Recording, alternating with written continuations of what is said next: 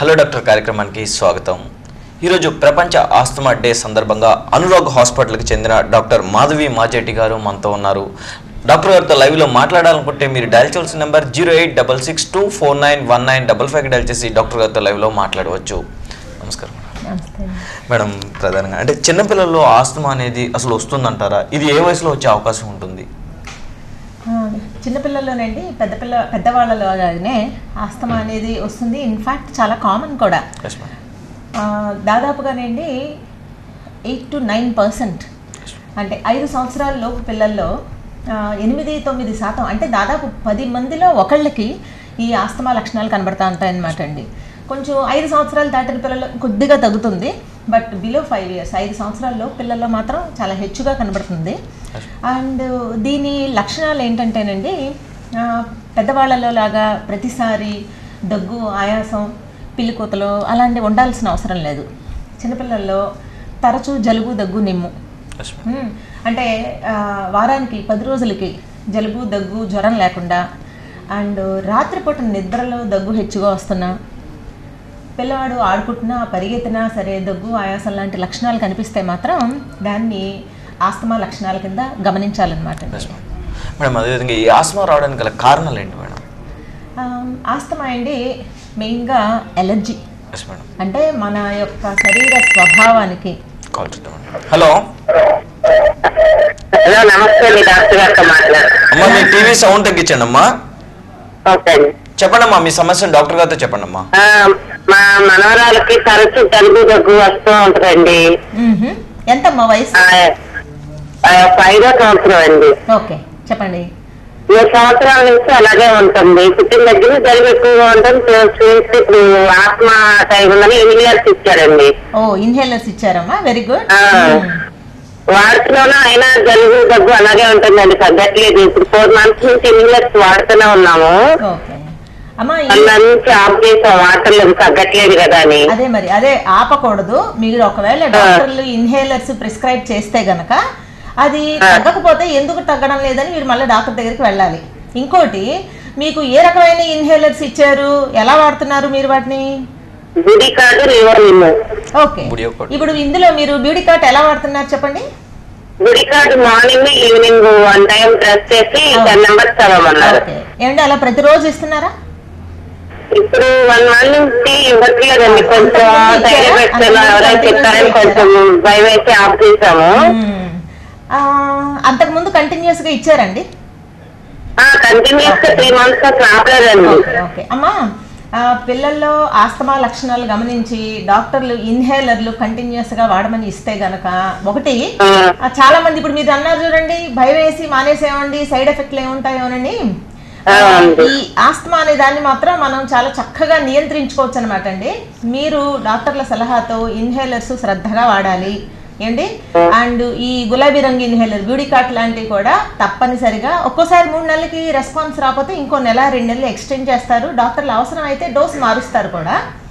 ఇంకోటమ్మా, మందులు వాడుతున్నా సరే ఆస్తమా లక్షణాలు కనుక నెమ్మదించకపోతే ఇంట్లో ఏమన్నా పిల్లవాడి స్వభావానికి సరిపడని ఎలర్జీ కారణాలు ఏమన్నా ఉన్నాయేమో చూసుకోవాలి. ఉదాహరణకేమో ముఖ్యమైనది సిగరెట్ స్మోక్.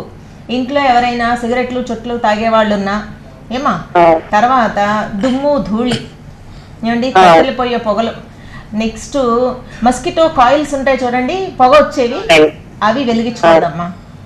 తర్వాత ఈ రిపెల్లెంట్ స్ప్రేలు, హిట్ స్ప్రేలు లాంటివి అండి, పర్ఫ్యూమ్స్, ఇవన్నీ కూడా వాడకూడదు. పిల్లలకి సరిపడవు అనమాట అండి. నెక్స్ట్ ఇంట్లో పెంపుడు జంతువులు ఏమన్నా ఉంటే, లేకపోతే బొచ్చు బొమ్మలు అలాంటివి ఉంటే కూడా పిల్లలకి ఎలర్జీ ఎక్కువ వచ్చే అవకాశం ఉందన్నమాట అండి. సో కాబట్టి మందులు వాడుతున్నా తగ్గకపోతే ఇలాంటి ఎలర్జీ కారణాలు ఏమన్నా ఉన్నాయేమో చూసుకోవాలి. ఇంకోటి అండి, పిల్లల పక్క బట్టల్లో ఈ బెడ్ బగ్స్ అనేవి ఉంటాయి, వాటి వల్ల కూడా ఎలర్జీ హెచ్చుగా ఉంటుంది. కాబట్టి పిల్లలకి వాడేవి దుప్పట్లు, దిండు గలబులు ఇవన్నీ కూడానండి తరచూ శుభ్రంగా ఉతికి ఆరేసి ఎండలో వాటిని ఆరేసి శుభ్రపరచుకోవాల్సిన అవసరం ఉందన్నమాట అండి. సో మందులు వాడుతున్నా తగ్గకపోతే ఒకటి డాక్టర్ని కన్సల్ట్ చేయాలి, అవసరమైతే డోసు పెంచాలి. రెండోది, ఏమన్నా కారణాలు పడనివి ఎలర్జీ కారణాలు ఉన్నాయేమో అనేది గమనించుకోవాలండి. అంటే ఐస్ క్రీమ్ కానీ ఇట్లా కూల్ వాటర్ తాగితే అమ్మని తేడా చేస్తుంది, అవి అవాయిడ్ చేసేసాము. కొంతవరకు ఐస్ క్రీమ్స్ నుండి బాగా చల్లటి వస్తువులు అవాయిడ్ చేస్తేనే మంచిదండి. అండ్ 5 సంవత్సరాల బాబు కదండి, 100% మంది పిల్లలకేంటి 7-8 సంవత్సరాల వయసు వచ్చేటప్పటికి వాళ్ళకి ఆస్తమా లక్షణాలు తగ్గిపోతాయండి. ఈ లోపల మాత్రం డాక్టర్ల సలహాతో శ్రద్ధగా ఇన్హేలర్స్ భయపడకుండా డాక్టర్ల సలహాతో చెప్పిన పద్ధతిలో వాడండి. బాబుకి తప్పకుండా ఏంటిది ప్రాబ్లము లక్షణాలు తగ్గుతాయి అన్నమాట. అది అలా తిన్నప్పుడు దగ్గు వస్తుందండి, అది ఇంకా వాంటింగ్ అయిపోద్దా, దగ్గు వచ్చేసి ఇంకా రావచ్చండి, వాంతి రావచ్చు, కఫం పేరుకుని వాంతి అవ్వచ్చు. అలాగని ఆహారాన్ని కూడా ప్రతిదీ ఆపేయాల్సిన పని లేదమ్మా. కొంతమందికి చాలా తక్కువ ఆహారం యొక్క రోల్ ఆస్తమాలో. మీరు ఇందాక అన్నట్టు బాగా చల్లటి వస్తువులు, ice creams, cool drinks avoid చేయడం మంచిదండి. అండ్ సిట్రస్ ఫ్రూట్స్, కమలా ఫలాలు లాంటి బత్తాయిలు, ఆరెంజెస్ అవాయిడ్ చేయండి. తప్పితే మిగిలిన అన్ని పాలు, పెరుగు, నెయ్యి అన్నీ ఇవ్వచ్చండి. అందరూ కూడా ఆస్తమాని పచ్చం పెట్టేస్తారు పిల్లల్ని, అస్సలు అవసరం లేదనమాట అండి. మంచిదండి. అంటే ఇది వాడి దగ్గర నుంచి పాప వెయిట్ పెరిగిందండి, లేదండి దాని గురించి ఆఫ్ చేస్తాము. 3 months నుంచి 1 month వెయిట్ పెరుగుతా వస్తుంది. లేదు అది ఇప్పుడు డాక్టర్లు చెప్పిన మనం ఇన్హేలర్స్ లోనండి అతి తక్కువ చిన్న డోస్ ఇస్తాం అనమాట అండి మందు. యాక్చువల్గా ఇన్హేలర్స్ అందరూ భయపడతారు కానీ అస్సలు భయపడాల్సిన అవసరం లేదండి. మనం నోట్లో వేసుకునే గోళీలు మందు బిళ్ళలు కానీ సిరప్స్ కంటే కూడా డోసులు దాదాపు 100 నుంచి 1000 వంతులు చిన్న డోసులో ఇస్తాం ఇన్హేలర్స్ మందులు. కాబట్టి ఇన్హేలర్స్ ప్రస్తుతం ప్రిస్క్రైబ్ చేసే డోసుల్లో ఏమండి మీరు 3 నెలలు వస్తే వెయిట్ గెయిన్ వచ్చే అవకాశం చాలా తక్కువ అండి. ఇంకేమైనా కారణాలు ఉన్నాయేమో మీ డాక్టర్ని కన్సల్ట్ చేయండి. సడన్ గా ఆడటం వల్ల ఏమన్నా ప్రాబ్లం అండి? మళ్ళీ మరి ప్రాబ్లమే కదా, ఊపిరితిత్తులకి మళ్ళీ ఈ ఎలర్జీలు అవి వచ్చి లాంగ్ రన్లో దీర్ఘకాలికంగా ఏమండి ఈ ఊపిరితిత్తులు ముడుచుకుపోయే అవకాశాలు ఉంటాయి అన్నమాట అండి. కాబట్టి తప్పనిసరిగా మందులు ఆపకూడదు. డాక్టర్ల సలహాతో అవసరమైతే డోసు మార్చుకోవాలి, మందు మార్చుకోవాలి. ఇంట్లో ఏమైనా ప్రాబ్లమ్స్ ఉన్నాయేమో చూసుకోవాలి. మంచిదండి, వెల్కమ్ మేడం. అదేవిధంగా ఈ ఆస్తమా అనేది పూర్తిగా నయమవుతుందా? డెఫినెట్గానండి. ఆస్తమా అనేది it is a controllable problem. But పెద్దవాళ్ళలో కంటే నేను ఇందాక చెప్పినట్టు చిన్నపిల్లల్లో 90% ఆఫ్ దెమ్ 7-8 సంవత్సరాల వయసు వచ్చేటప్పటికి they grow out of their asthma లక్షణాలన్నీ తగ్గిపోతాయండి. 5 నుంచి 10 మందికి 100కి మాత్రమే పెద్దవాళ్ళైనా సరే వాళ్ళకి ఆస్తమా లక్షణాలు ఉండే ప్రాబ్లం ఉంటుందన్నమాట అండి. సో ఆస్తమా అనేది 90% పెద్ద అయిన కొద్ది తగ్గిపోతుంది పిల్లల్లో. అండ్ చిన్నపిల్లల్లో ఆస్తమా ఉధృతంగా ఉన్నా సరే దాన్ని ఖచ్చితంగా నియంత్రించుకోవచ్చు. ఇప్పుడుగా లేటెస్ట్గా మెడిసిన్స్ వచ్చినాయండి. So especially inhalers. Hello hello hello sir, sir మీ టీవీ సౌండ్ తగ్గించండి సార్. సార్ చెప్పండి, మీ సమస్యను డాక్టర్ గారితో చెప్పండి. నమస్తే సార్. నమస్తే, చెప్పండి. అదే ఆత్మ బాగా చిన్నపిల్లగాళ్ళకి బాగా ఎక్కువగా ఉంది సార్. చెప్పండి. అదే బాగా దగ్గు, ఆయాసం అట్లా వస్తుంది మేడం. ఓకే, వయసు ఎంత అండి పాపకి? 8 సంవత్సరాలు. ఎప్పటి నుంచి ఉన్నాయండి లక్షణాలు?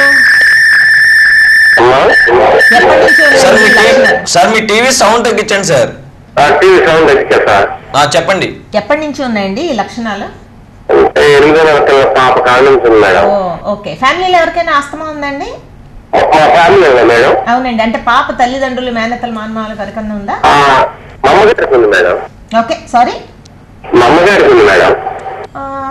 ఓకే, గ్రాండ్ మదర్ కంటేనండి తల్లిదండ్రులకి ఆస్తమా ఉంటే పిల్లలకి వచ్చే అవకాశం హెచ్చుగా ఉంది. ఓకే, చెప్పండి. సిగరెట్లు తాగుతారా మీరు?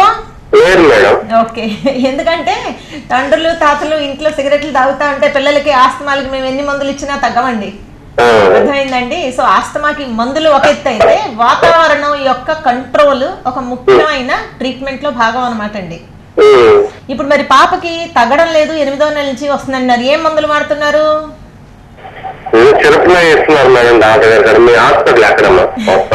మాదండి, నాది 1 టౌన్ లోనండి. ఇప్పుడు సిరప్స్ అయితే గనక మీరు సిరప్స్ వాడుతున్నా తగ్గకపోతే గనక మీ దగ్గరలో ఉన్న పిల్లల డాక్టర్ని సంప్రదించి ఇప్పుడు ఆస్తమాని మాత్రం మనం ముందులోనే గుర్తించి చక్కగా సరైన మందులు ఇన్హేలర్స్ రూపంలో వాడుకుంటేనండి తరచూ ఇబ్బంది పడుతుంటే గనక ఆస్తమాని మనం పూర్తిగా నియంత్రించుకోవచ్చండి. అండ్ అట్లాగని మనం అశ్రద్ధ చేసాం అనుకోండి, లాంగ్ రన్ లో ఊపిరితిత్తులు శ్వాసనాళాలు ముడుచుకుపోయండి చాలా రిస్కులు వస్తాయి. సో కాబట్టి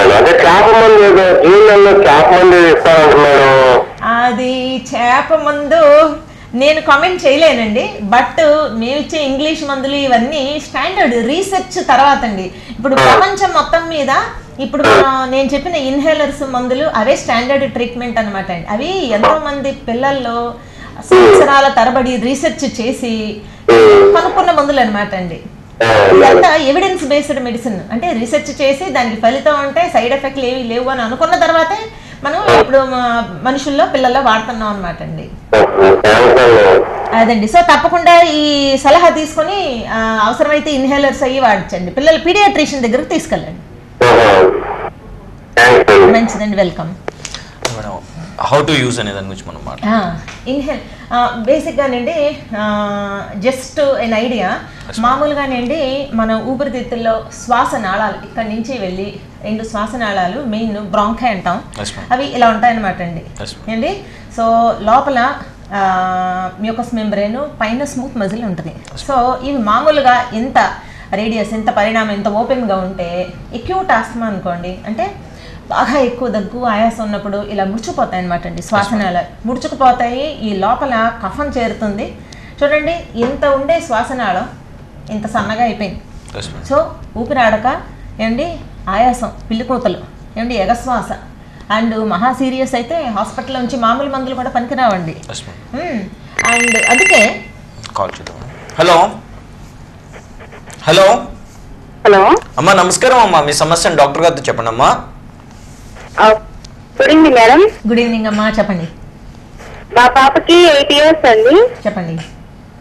పాపకి ఈవినింగ్ టైం కానీ మార్నింగ్ టైం కానీ స్నానం చేసినప్పుడు నాన్ స్టాప్ గా తుమ్ములు వస్తున్నాయండి. ఓకే. అసలు ఇంకా జలుబు ఏం లేదు, స్నానం చేసినప్పుడు మాత్రమే ఒక 5-6 టైం అట్లా వస్తుంది. ఎందుకంటారు? ఇప్పుడు మీరు చెప్పింది మాత్రం అండి దగ్గు అదేం లేదు కాబట్టి ఇది ఎలర్జీ రైనైటిస్ అండి. అంటే స్నానం చేసేటప్పుడు మరి ఆ సబ్బు కానీ సున్నిపిండి కానీ ఏమైనా తనకి పడడం లేదేమో చూసుకోండి. ఇది మాత్రం అండి ఎలర్జీ రైనైటిస్ అండి. 4-5 తుమ్ములు వచ్చి కాసేపటికి ఆగిపోతుంటే వేరే సమస్యలు వెళ్ళైతే పెద్దగా మందులు అవసరం లేదు. ఇది అంటే ముక్కు నుంచి వాటర్ కారుతుంది. ఓకే. ఒకవేళ తల్లి కాకపోయినా వేడి నీళ్ళు స్నానం చేయించినా అట్లానే వస్తుంది మేడం. ఓకే.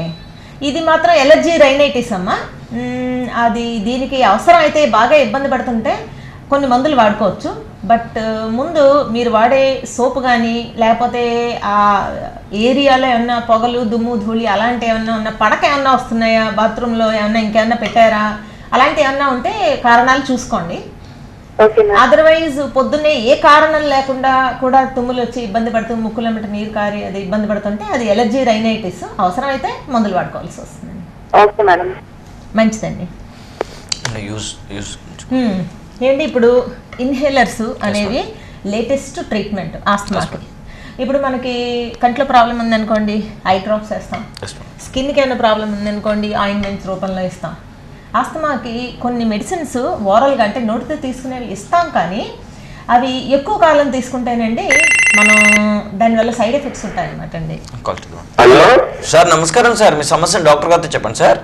నా పేరు రమేష్ అండి. చెప్పండి సార్. నాకు దగ్గర 20 years ఉంది, ఎలర్జీ ప్రాబ్లం ఉందండి, ఫుడ్ ఐటమ్స్ పడవు. చెప్పండి సార్. దాని మూలంగా ఏంటంటే ఇప్పుడు ఆస్మా సింప్టమ్ ఉందని చెప్పారు డాక్టర్ గారు. చెప్పి నాకు 2 years అయింది. చెప్పండి సార్. కానీ నాకు ఎప్పుడు ఆయాసం ప్రాబ్లం అయితే ఎప్పుడు రాలేదు. కాబట్టి ఇది 400 అని చెప్పి అది పేల్చమని చెప్పి ఇచ్చారు ఇన్హేల్. అది ఆయాసం ఉన్నప్పుడే పేల్చాలండి, నాకు రెగ్యులర్ తీసుకుంటే పర్వాలేదా? మీకేమి ఇచ్చారన్నారు? ఫోరాకార్ట్ 400. ఫోరాకార్ట్ 400 అనేది ఆస్తమా ఉన్నప్పుడు, ఆయాసం ఉన్నప్పుడు వాడేది కాదండి మందు. అది అంటే మీకు ఎవరైతే ప్రిస్క్రైబ్ చేశారో, అంటే నేను బేసిక్ గా పిల్లల డాక్టర్ని, మీకు ఎవరైతే ప్రిస్క్రైబ్ చేశారో ఆ డాక్టర్ గారిని సరిగ్గా కనుక్కొని ఫోరాకార్ట్ అనే మందు మాత్రమే అండి మళ్ళీ మళ్ళీ రాకుండా ప్రివెన్షన్ అంటే నివారణకి వాడే మందు అనమాట అండి. ఓకే. అది ఈ మందు మాత్రమే అండి మీరు దగ్గు ఆయాసం వచ్చినప్పుడు వాడే మందు కాదండి. ఇది ప్రివెన్షన్ అంటే లాంగ్ రన్ లో ఎక్కువ రోజులు ప్రతిరోజు వాడాల్సిన మందు. మీ డాక్టర్ గారిని మరొకసారి కన్సల్ట్ చేసి ఆయన సలహాతో దాన్ని ఎలా వాడుకోవాలో సరిగ్గా తెలుసుకొని అట్లా వాడుకోండి. అంటే నేను చిన్న డౌట్ మేడం, ఇది రెగ్యులర్ గా వాడచ్చా ఆ డాక్టర్నే కన్సల్ట్ చేయమంటారా? అది అంటే మీకు ఎంత ప్రాబ్లం ఉందనేది చెకప్ చేసి ప్రాబ్లం ఏం లేదు మేడం, సింటమ్ ఉందన్నారు అంతే. ఓహో, నాకేం ఎప్పుడు ఆయాసం ఏం రాలేదు, ఎప్పుడు 2 years బ్యాక్ చెప్పారు ఈ విషయం. 2 years బ్యాక్ అయితే ఇంకెందుకు సార్, ఇప్పుడు పెద్దగా ఈ సిమ్టమ్స్ లేకపోతే మీకు పెద్దగా లక్షణాలు ఏమీ లేకపోతే ఇబ్బంది లేకపోతే మందు డాక్టర్ గారి సలహాతో ఆపేసేయండి. సరే, ఓకే మేడం, మంచిదండి. యూస్ గురించి అన్నమాట. ఇన్హేలర్స్ అండి. సో ఇందాక నేను చెప్పినట్టు ఓరల్గా మందులు నోటి ద్వారా వేసుకుంటే కనుక ఏమంటే నేను ఒక 100 mg తీసుకున్నాను అనుకోండి, అది డైజెషన్ అయ్యి లివర్ ద్వారా వెళ్ళి బ్లడ్ ద్వారా వెళ్ళి అప్పుడు నా ఊపిరితిత్తుల్లోకి వెళ్తుంది. అంటే 100 mg తీసుకుంటే 1 mg వెళ్తుంది. ఈ లోపల నాకు 99 mg వల్ల నా బాడీలో సైడ్ ఎఫెక్ట్స్ రావచ్చు. వేరాజ్ ఇన్హేలర్స్ అనుకోండి, చిన్న డోసులో మందు డైరెక్ట్గా ఊపిరితిత్తులోకి వెళ్ళడం వల్ల ఎక్కువ ఫలితం ఉంటుంది, తక్కువ సైడ్ ఎఫెక్ట్స్ ఉంటాయి అన్నమాట. కాల్ చేద్దాం. హలో హలో, డాక్టర్ అండి. చెప్పండి అమ్మా. బాబుకి పుట్టినప్పుడు నీరు తాగారన్నానండి. ఓకే. అయితే అప్పటి నుంచి కొంచెం బాబుకు తేడాగా ఉంటుంది. ఈ వేసవకాలం బాగానే ఉంది కానీ వానాకాలంలో మాత్రం బాగోట్లేదు. వయసు ఎంతమ్మా బాబుది? బాబు మనవడండి, మా మనవడు. అదే వయసు ఎంతమ్మా? ఇప్పుడు 11వ నెల. ఓకే, ఇప్పుడు చెప్పండి. బొమ్మ నీరు తాగాడు బాబు. అప్పుడు పుట్టేటప్పుడు కూడా కొంచెం లేటుగా పుట్టాడు, అప్పుడు ఏడవటం కూడా తక్కువగా ఉంది. ఓకే. బాక్స్ లో పెట్టారండి ఒక వారం 10 రోజులు. ఓకే. బాబు బాగోలేదు. అది వానాకాలం కూడా అలాగే కంటిన్యూ అవుతుందా, తగ్గుతుందండి? ఇప్పుడు బాబు 11 నెలలు అంటున్నాడు. బోర్ల పడుతున్నాడా, పాకుతున్నాడా? బాగానే ఉన్నాడు, ప్రస్తుతం బాగానే ఉన్నాడు. ఓకే. ఏమో ఒకటి, మీరు ముందు చిన్నప్పుడు ఎప్పుడో పుట్టినప్పుడు బొమ్మ నీరు తాగినందువల్ల ఇంకా పెద్ద అయినాక ఎప్పుడు 70 ఏళ్ళు వచ్చినా సరే జలుబు వస్తుందని మాత్రం అనుకోద్దండి. పుట్టినప్పుడు బొమ్మ నీరు మింగితే దాని ఎఫెక్ట్స్ తాత్కాలికం. ఆ టైంలో ఏమన్నా ఇబ్బందులు వస్తే రావచ్చు. ఎక్కడో రేరుగా బొమ్మ నీరు మింగి శ్వాసకి ఇబ్బంది అయిపోయి ఇంటెన్సివ్ కేర్లో పెట్టి వెంటిలేటర్ల మీద పెట్టి ఊపిరితిత్తుల మీద సైడ్ ఎఫెక్ట్స్ ఉంటే మాత్రం తర్వాత కొంచెం ఎక్కువ ప్రాబ్లమ్స్ రావచ్చు. కానీ పెద్ద పెద్ద ప్రాబ్లమ్స్ ఏమీ లేకుండా బాబు రికవర్ అయిపోతే కనుక పుట్టినప్పుడు ఇప్పుడు వచ్చే జలుబుకి దానికి సంబంధం లేదమ్మా. జలుబు అనేది వాతావరణంలో మార్పుల వల్ల వైరస్ వల్ల వస్తుంది అనమాట అండి. అది పర్వాలేదన్నారు కాబట్టి పెద్ద ప్రాబ్లమ్స్ ఏమీ రాలేదన్నమాట అండి. వేరే అక్కడ కాకుండా ప్రైవేట్ గా చూపించాము. మేము గవర్నమెంట్ హాస్పిటల్ డెలివరీ అయింది, ప్రైవేట్ గా చూపించాము. పర్వాలేదు అన్నారు. మళ్ళీ తర్వాత వస్తే మళ్ళీ మధ్యన సాయి సమన్య హాస్పిటల్ చూపించామండి. అప్పుడప్పుడు అలా వస్తుంది అని అంటున్నారు. అదే కంటిన్యూ అవుతుందండి. వస్తుందమ్మా, జలుబు వస్తుందా? 11 నెలల పిల్లలకి అప్పుడప్పుడు జలుబు అనేది సర్వసాధారణం అండి. అందరి పిల్లలకే ఉంటది. నెలకోసారి 2 నెలలకు ఒకసారి జలుబు, దగ్గు వాతావరణ మార్పులు వైరస్ వల్ల ఉంటుంది. అదేండి తరచూ జలుబు, దగ్గు, విడవకుండా దగ్గు వేధించడం, రాత్రిపూట దగ్గు, వాంతి చేసుకోవడం, ఆయాసం, లెక్కలెగరేయడం లాంటి లక్షణాలు ఉంటేనే దాన్ని ఆస్తమా కింద పరిగణించాలండి. అలా కాకుండా ఉంటే కనుక పిల్లల్లో తరచూ వచ్చే జలుబు, దగ్గే కొంచెం పెద్ద అయితే తగ్గిపోతాయి అవన్నీ. భోజనాలు కూడా కొంచెం నెయ్యి పెట్టకుండా ఉన్నారు. స్నానం కూడా ఎక్కువగా చేయించట్లేదు. అవేం అవసరం లేదండి, మామూలుగా స్నానం చేయించండి. అసలే ఎండాకాలం 2 పూట్ల చేయించండి. అండ్ ఈ పాలు, ఆహారం, నెయ్యి, ఇందులో ఆహారంలో రెస్ట్రిక్షన్స్ మీరేమి పచ్చాలు ఏమి చేయించక్కర్లేదమ్మా. జలుబు వస్తుంది అని చెప్పి మీరు నెయ్యి మానేయాల్సిన అవసరం లేదు. అరటిపండు పెట్టకూడదంటున్నారు, నెయ్యి పెట్టకూడదంటున్నారు. అరటిపండు పెట్టచ్చండి, మంచిదమ్మా. మేడం అదేవిధంగా ఈ ఆస్తమా, చిన్నపిల్లలు ఆస్తమా అనేది వంశపారంపర్యంగా వచ్చే అవకాశం ఉందంటారా? ఉందండి. మీరు ఒకవేళ పేరెంట్స్ ఇద్దరికి ఆస్తమా ఉంటే గనక ఏమండి 50 to 60% ఛాన్స్ ఉంది పిల్లల్లో ఆస్తమా రావడానికి. ఒక్క పేరెంట్కి ఉన్నా సరే గనక, ఒక్క తల్లిదండ్రుల్లో ఒక్కళ్ళకున్నా సరే కూడా బిడ్డకి మిగిలిన మామూలు పిల్లలతో అంటే ఇలా ఫ్యామిలీలో కుటుంబంలో ఎవరికి లేని వాళ్ళతో పోల్చుకుంటే గనక దాదాపు 20 to 30% రిస్క్ ఎక్కువగా ఉంటుందండి. సో వంశపారంపర్యం దీనికి జెనెటిక్ బేసిస్ అయితే ఉందండి, జన్యుపరమైన కారణాలు అయితే ఉన్నాయి. బట్ ప్రస్తుతం జన్యుపరమైన కారణాలు కొంతవరకు ఉంటేనండి.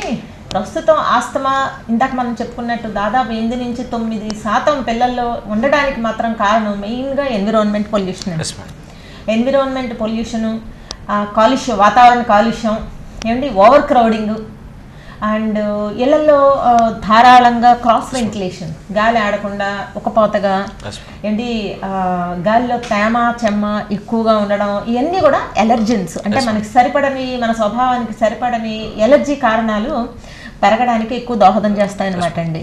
సో ఆస్తమాకి ఒకటి జెనెటిక్స్, వంశపారంపర్యమైన కారణాలు ఒకటి అయితే, ఎన్విరాన్మెంట్, పరిసరాలు, వాతావరణం వల్ల వచ్చే అవకాశాలు, ప్రాబ్లమ్స్ ఎక్కువగా వచ్చే అవకాశం ఉంది. కాల్ చూద్దాం. హలో హలో హలో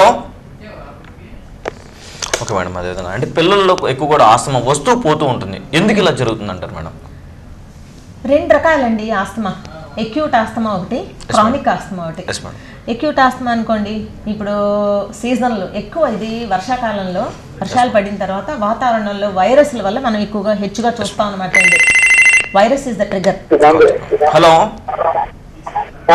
సార్, మీ టీవీ సౌండ్ తగ్గించండి సార్. చెప్పండి సార్, మీ సమస్యను డాక్టర్ గారితో చెప్పండి సార్. మా మనవాళ్ళు ఉందండి. చెప్పండి సార్. మా మనవాళ్ళు పిల్ల తరగట్లేదండి, అన్నదంటలేదు. సరికి ముందు కూర్చొని అడుగుతున్నారు. ఎంత సార్ వయసు? 9 సంవత్సరాలమ్మా. 9 సంవత్సరాలండి. సరే, 9 సంవత్సరాల పాప అంటే ఎదుగుదల లేదు అని మీరు అనుకుంటే ఫస్ట్ మీరు చేయాల్సింది పిల్లల డాక్టర్ దగ్గరికి చెకప్కి తీసుకెళ్తే ఏంటి, వాళ్ళ వయసును బట్టి ఎత్తు కానీ బరువు కానీ ఉండాల్సినంత ఉందా లేదా అనేది ఒక గ్రాఫ్స్ ఉంటాయి, పట్టికల్లో కనుక చూసి యావరేజ్కి కొంచెం అటు ఇటుగానన్నా సరే కనుక పాప కనుక పెరగకపోతే ఒకసారి మొత్తం తరువుగా చెకప్ చేయించి ఏంటి తర్వాత ఎదుగుదల అనేది తల్లిదండ్రులు బట్టి కూడా ఉంటుంది. ఇప్పుడు హైట్ మీ ఉద్దేశంలో ఎత్తు సరిగా ఎదగడం లేదనుకుంటే కనుక మేము తల్లిదండ్రుల హైట్ కూడా కొలిచి ఫ్యామిలీ పరంగా, కుటుంబ పరంగా ఎదగాల్సినంత ఎదుగుతుందా లేదా అనేది చూసుకుంటామండి. ఆ రకంగా లేకపోతే కనుక ఒకసారి థరో చెకప్ చేయించి అవసరమైతే కొన్ని టెస్టులు కూడా చేయించుకోవాలండి. సో మీరు ఫస్ట్ చేయాల్సింది, అసలు మీకు అనిపిస్తుంది ఎదుగుదల లేదు అని, అది దాన్ని మనం కేటగారికల్గా రికార్డు చేసి ఉందా లేదా, ప్రాబ్లం ఉందా లేదా అనేది చూడాలండి. ఓకే, అలా అయితే ముందు డాక్టర్ దగ్గరికి చెకప్కి తీసుకెళ్ళండి, పిల్లల డాక్టర్ దగ్గరికి. నేను చెప్పాను కదండి, పట్టికలో చూసి ఉండాల్సిన దానికంటే తక్కువ ఉందా, ఉంటే పేరెంట్స్ హైట్, తల్లిదండ్రుల హైట్ కూడా చూసిన తర్వాత ఆ తల్లిదండ్రుల హైట్ ప్రకారం కూడా పాప ఎదుగుదల లేకపోతే కనుక ఒకసారి థరోగా బాడీ చెకప్ చేయించాలండి. కొన్ని బ్లడ్ టెస్ట్లు, హార్మోన్ టెస్ట్లు అవన్నీ కూడా చేయించాలండి. మీరు మీ దగ్గరలోని ఎన్ని పిల్లల డాక్టర్ దగ్గరికి వెళ్ళండి. మంచిదండి. ప్రపంచ ఆస్తమా డే సందర్భంగా ఈరోజు మనతో మాట్లాడడానికి అనురాగ్ హాస్పిటల్కి చెందిన డాక్టర్ మాధవి మాజేటి గారు మనతో ఉన్నారు. డాక్టర్ గారితో లైవ్లో మాట్లాడాలనుకుంటే మీరు డయల్ చేయాల్సిన నెంబర్ 08662491955 డయల్ చేసి డాక్టర్ గారితో లైవ్లో మాట్లాడవచ్చు. మేడం అదే ఆస్తమా వస్తూ పోతూ ఉంటుంది పిల్లలకి, ఎందుకు ఇలా? ఇదేంటి ఆస్తమా 2 రకాలండి. ఎక్యూట్ ఆస్తమా అంటే సడన్ గా ఒకేసారి వచ్చి ఇబ్బంది పెట్టేస్తుందండి. సో దానికి కూడా ఇన్హేలర్స్ లో ఒక రకమైన మందులు వాడాలండి. ఓకే, అండ్ క్రానిక్ ఆస్తమా ఎలా ఉంటుంది ఏంటంటే హెచ్చు ఉండదు, బట్ అలా విసిగిస్తూ ఉంటుంది. అంటే వారానికి 2-3 సార్లు నా పిల్లవాడు బాగా దగ్గుతూ ఇబ్బంది పడుతున్నాడు, నైట్ టైమ్స్ నిద్రలో లేచి దగ్గుతున్నాడు, కఫం వామిట్ చేస్తున్నాడు, లేదా ఆడుకుంటున్నా పరిగెత్తిన దగ్గు ఆయాసం వస్తుంటే మాత్రం దీన్ని క్రానిక్ ఆస్తమా లక్షణాల కింద గమనించాలండి. అండ్ ముఖ్యంగా అందరూ తెలుసుకోవాల్సింది, ఆస్తమా అనేది మనం అనుకున్నంత రేర్, ఎక్కడో ఎవరికి వచ్చేవాళ్ళకి చాలా కామన్గా కనిపిస్తుంది. దీనికి జన్యుపరమైన కారణాలు ఉన్నాయి, ఎన్విరాన్మెంట్ వాతావరణ కారణాలు ఉన్నాయి, అండ్ మెయిన్గా ట్రీట్మెంట్ దీన్ని చాలా సులభంగా నివారించుకోవచ్చు. కానీ అశ్రద్ధ మాత్రం చేయకూడదండి. ఆస్తమాయే కదా అని చెప్పేసి లేట్ చేశారనుకోండి ఒక్కోసారి ప్రాణాంతకంగా కూడా పరిణమిస్తుందండి. ఎక్యూట్ ఆస్తమా చిన్న మందులకి లొంగకపోతే కనుక ఇంటెన్సివ్ కేర్లో వెంటిలేటర్ల మీద పెట్టినా సరే రికవరీ ఛాన్సెస్ తక్కువ ఉంటాయి. అంటే ఈ ఆస్తమాని మొదట్లోనే తెలివిగా మనం లొంగ తీసుకోవాలండి, లేకపోతే అది మనల్ని ఆడిచ్చేస్తుంది. సో మనం విజిలెంట్గా జాగ్రత్తగా ఉండి ముందే కంట్రోల్ చేసుకోవాలి. అండ్ నేను చెప్పినట్టు ఈ క్రానిక్ ఆస్తమా అడపా తడపా కొద్దిగా కనబడుతూ ఇబ్బంది పెట్టే ఆస్తమాకేంటి మనం ఇన్హేలర్స్ అనేది మెయిన్ లైన్ ఆఫ్ ట్రీట్మెంట్ అండి.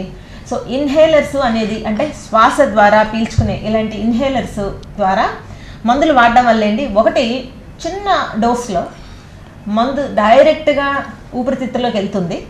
సో కాబట్టి డైరెక్ట్గా వెళ్తుంది కాబట్టి బ్లడ్ ద్వారా వెళ్ళి డైల్యూట్ అవ్వదు కాబట్టి దాని ఫలితం బాగుంటుంది. సైడ్ ఎఫెక్ట్స్ కూడా తక్కువ ఉంటాయండి. యాక్చువల్గా ఇందాక ఎవరు అడిగారు ఫారోకాట్ అని, ఇన్హేలర్స్లో అవసరమైతే స్టెరాయిడ్ మందులు వాడతామండి. కాబట్టి స్టెరాయిడ్ మందులు అనగానే భయపడిపోవాల్సిన పని లేదు. ఈ ఇన్హేలర్స్తో మెయిన్ ప్రాబ్లం ఏంటంటేనండి, ఒకటి పేరెంట్స్ యాక్సెప్టెన్స్ తక్కువగా ఉంటుంది. ఇది చూడగానే ఇదేదో పరికరం వాడుతున్నారు కాబట్టి భయం, సైడ్ ఎఫెక్ట్స్ ఏమి ఉంటాయని భయం. రెండవది అలవాటు అయిపోతుందేమో పిల్లవాడి బాడీకి అనేది. మూడవది చుట్టుపక్కల వాళ్ళు ఏమనుకుంటారు, ఇదేదో మా వాడికి జబ్బు ఉందని తెలిసిపోతుందని. ఇవన్నీ భయాలు అపోహలు పక్కన పెట్టండి. మన పిల్లవాడికి ఒంట్లో బాగోకపోతే శాస్త్రీయంగా డాక్టర్లు చెప్పిన లేటెస్ట్ ట్రీట్మెంట్లతో దాన్ని కంట్రోల్ చేసుకోవాలి, అంతే కదండి. తర్వాత ఈ ఇన్హేలర్స్ నుండి ఇలాగా స్పేసర్తో వాడాలండి. చిన్నపిల్లలే కాదు, యాక్చువల్గా పెద్దవాళ్ళు 60-70 ఏళ్ళు వాళ్ళు వాడినా సరే ఈ స్పేసర్ అనేది వాడకం చాలా ముఖ్యం. దీంతోనే డ్రగ్ డెలివరీ బాగుంటుంది అనమాట అండి. సో ఇది ఇలాగ ప్రెస్ చేసి దీంతో పీల్చుకోవాలి. సో డైరెక్ట్గా కాకుండా ఈ స్పేసర్ వాడడం వల్ల దాని ఎఫెక్ట్ బాగుంటుందండి. 3 సంవత్సరాల లోపు పిల్లలు అయితే మాత్రం వాళ్ళకి ఈ మాస్క్తో ఇస్తాం అనమాట అండి. సో ఇన్హేలర్స్ని చూసి భయపడక్కర్లేదు. సైడ్ ఎఫెక్ట్స్ మేము ఇచ్చే ఈ డోసుల్లోనండి అతి చిన్న మైక్రోగ్రామ్స్లో ఇస్తాం డోసు. వేరే టాబ్లెట్స్ ఇస్తే మిల్లీగ్రామ్స్లో ఇస్తాం, అంటే 1000 వంతులు ఇస్తాం అనమాట అండి ఇన్హేలర్స్లో డోసు. కాబట్టి దాన్ని శ్రద్ధగా వాడుకుంటే కనుక సైడ్ ఎఫెక్ట్స్ అనేది చాలా తక్కువగా ఉంటాయండి. డాక్టర్ల పర్యవేక్షణలో మందులు వాడడం వల్ల ఈ ఆస్తమాని చక్కగా కంట్రోల్ చేసుకొని పిల్లలు హాయిగా ఆడతా పాడతా ఏమండి స్కూల్ నుంచి అబ్సెంటిజం ఎనదర్ ఇంపార్టెంట్ ప్రాబ్లం ఏంటి, దీనివల్ల స్కూల్ మానేస్తూ ఉంటారు, వాళ్ళ స్టడీస్ ఎఫెక్ట్ అవుతూ ఉంటాయి.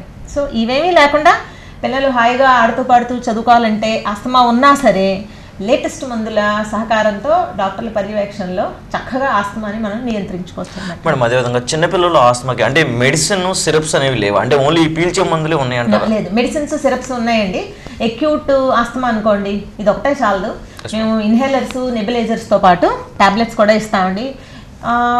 అంటే స్టాండర్డ్ ఆఫీస్ ట్రీట్మెంట్ అని ఉంటుంది ఆస్తమా కేసు వస్తే కనుక. సో సిరప్ కానీ టాబ్లెట్స్ కానీ ఇచ్చి ఇన్హేలర్స్తో కానీ నెబులైజర్స్తో కానీ ట్రీట్మెంట్ ఇస్తాం, రెండు ఇస్తాం. కంట్రోల్ అయితే వెల్ అండ్ గుడ్. కంట్రోల్ అవ్వకపోతే మాత్రం అండి బాగా హెచ్చుగా ఆయాసం అది ఉంటే కనుక మాత్రం అవసరమైతే హాస్పిటల్ అడ్మిట్ చేసి ఇంజక్షన్లు కూడా చేస్తాం. అండ్ దాంతో 99% తగ్గిపోతాయండి. ఎక్కడో 100కి 1 మాత్రం ఇబ్బంది పెడితే బాగా సీరియస్ అయితే వెంటిలేటర్ల వరకు వెళ్తుంది. అందుకే నేను చెప్పేది మొదట్లో చూసుకుంటే అతి తేలిగ్గా అతి తేలిగ్గా కంట్రోల్ చేయొచ్చండి ఆస్తమాని, ఏది ఎక్యూట్ అటాక్స్. అండ్ క్రానిక్గా ఏళ్ల తరబడి లేకపోతే నెలల తరబడి ఉన్న ఆస్తమాని మనం కంట్రోల్ చేయకపోతే లాంగ్ రన్లో నుండి ఇలాగా ఊపిరితిత్తుల్లో నాళాలు ఇంక ఇలాగే ముడిచిపోతాయి. దాన్ని ఇర్రివర్సిబుల్ డ్యామేజ్ మనం ఏం చేయలేం. ఇలాంటి వాళ్ళకి పెద్దయినా సరే శ్వాస తీసుకోవడంతో ఇబ్బంది, ఆయాసం ఇలాంటి సమస్యలను వచ్చి లాంగ్ రన్లో దాని ఎఫెక్ట్ హార్ట్ మీద కూడా పడచ్చు అనమాట అండి. అది సో ఇన్హేలర్స్ అనేవి they are safe and it is the standard state of the art treatment అనమాట అండి. లేటెస్ట్ ట్రీట్మెంట్ మన అమెరికాలో సరే ఏ మందులు ఉంటాయన్నమాట. సో వీటిని డాక్టర్ల పర్యవేక్షణలో చక్కగా దీని గురించి తెలుసుకొని మందులు వాడితే ఆస్తమా అనేది చిన్నపిల్లల్లో పెద్దవాళ్ళలో దాన్ని చాలా తేలిగ్గా కంట్రోల్లో పెట్టుకోవచ్చు అనమాట అండి. ఓకే మేడం, మీ యొక్క వాల్యుబిలిటీని మాకు కేటాయించి ప్రేక్షకులకి చక్కటి సలహాలను సూచనలు అందించినందుకు ధన్యవాదాలు మేడం. నమస్తే. Okay madam. ఓకే వర్స్, ఇది ఈనాటి హలో డాక్టర్ కార్యక్రమం. మరొక హలో డాక్టర్ కార్యక్రమంలో మళ్ళీ కలుసుకుందాం. అంతవరకు సెలవు, నమస్కారం.